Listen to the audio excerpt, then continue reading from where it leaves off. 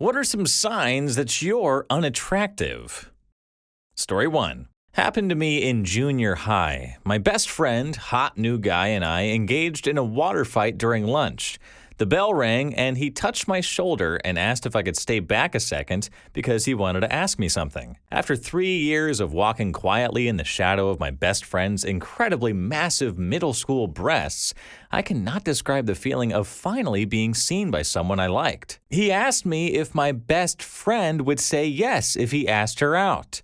Even though my soul was crumbling out my butt in that moment, I told him she would and walked her over to him. Picking up my backpack and walking to class all alone, looking back and seeing them holding hands and smiling into each other's faces. I think he's gay now. Story 2. I don't think I'm especially unattractive, but I used to work with this woman who clearly thought I was. I remember once the topic of ugly people came up. I happened to be looking down and she reached out and pulled up my chin, looked into my eyes and said, "But we know it's what's inside that counts." So I guess my answer is people making a point of playing up your personality and non-physical good qualities. Story 3. Guys in high school made a list of their female classmates and ranked them by attractiveness. I expected to be at the bottom, but I wasn't even in it. Ah, poor girl. Don't worry about it. It happened to me as well once in high school, but in my situation, girls were making a list of the most attractive boys, and guess what? I wasn't even on it. Story 4. Children are brutally honest. If they tell you you're ugly, there's a solid chance you are. Reply 1. This is a huge misconception, and it's not very true. As a child who called my babysitter ugly when she was actually extremely attractive. Kids actually just get urges to test the waters with people and see reactions. Reply 2. It's also based on totally different things. When I was a kid, I remember thinking one of my teachers was prettier than the other because her hair was longer. Nothing about her face or age or anything. Story 5. Tell other people how attractive you are. If they think you're a cocky a-hole, you're attractive. If they commend your optimism and motivation, sorry, you're ugly.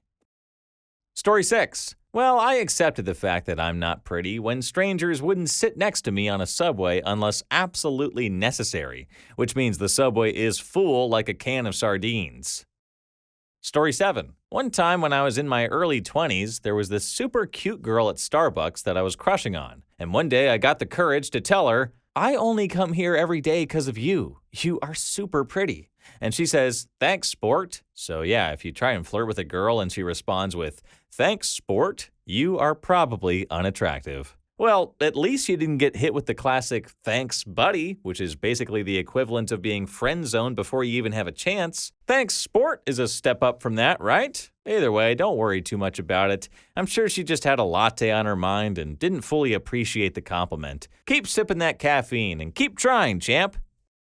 Story 8. When the girl sitting next to you in 6th grade Spanish literally turns away when the teacher tells you to work together. Then when she tells the teacher, "I don't want to work with him," the teacher looks at you and says, "You can do this assignment by yourself." Story 9. When you're introduced to a new group, how nice they treat you, particularly the pretty girls. If people are usually pretty cold, you're not an attractive person. I don't really agree with you. Different people have different tastes, so if someone is not attracted to you, it doesn't mean that you are ugly. Maybe they just like something else that you don't have. Story 10. Being extremely overweight. I gave a 250-plus pound coworker an orientation at a hospital once and introduced her to the staff. You could see a bit of disgust on their face when they met her, not to mention the self-deprecating jokes she kept saying about being a foodie and whatnot. It was 4 hours of cringe for me.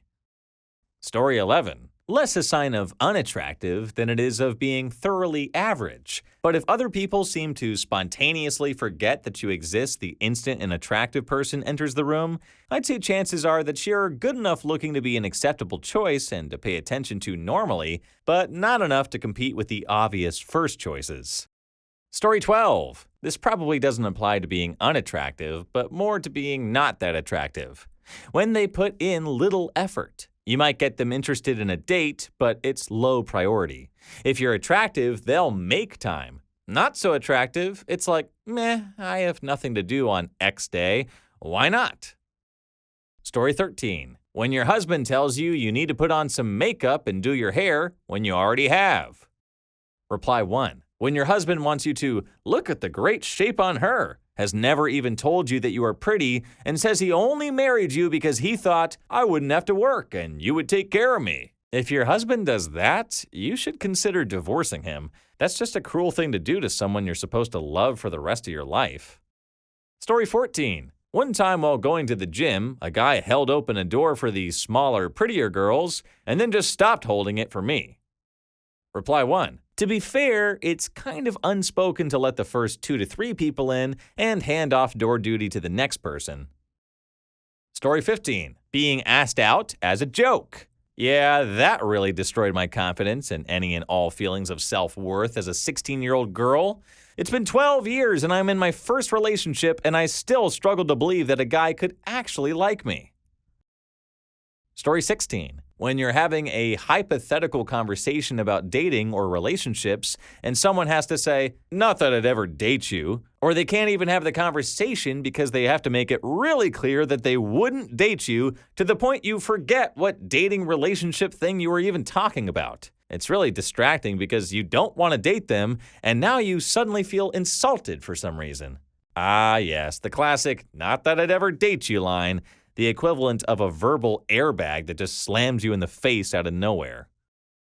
Story 17. People don't spontaneously or enthusiastically take pictures of you. I have an acquaintance who is really gorgeous and photogenic. Most of her Facebook posts are her doing these spontaneous photo shoots with her friends, where they do all these yoga dance poses, jokey model poses, just normal selfies, etc. People just want to take her picture. Another dude I know is also pretty good looking, like normal attractiveness, and looking through his pictures, people just take lots of random pictures of him being spontaneously goofy and funny. For people who are less attractive, taking pictures is more forced. You have to ask people if they can take a picture of you. People kind of reluctantly agree, but they want to get it over with. You won't have many pictures that capture spontaneous fun or goofing around because you had to stop and ask someone.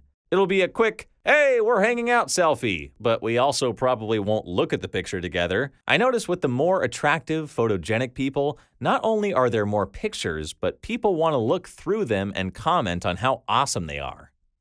Story 18. One day I was taking my 5-year-old son and 3-year-old daughter to the mall. A bunch of teens were standing by the doors, smoking. One guy had piercings all over his face, all around his mouth, nose, eyebrows, ears, starting at the top and ending in large gauges. And my son basically shouts, "What did you do to your face?" I about died on the spot. The guy was cool though, and just smiled as I hurried my son through the doors.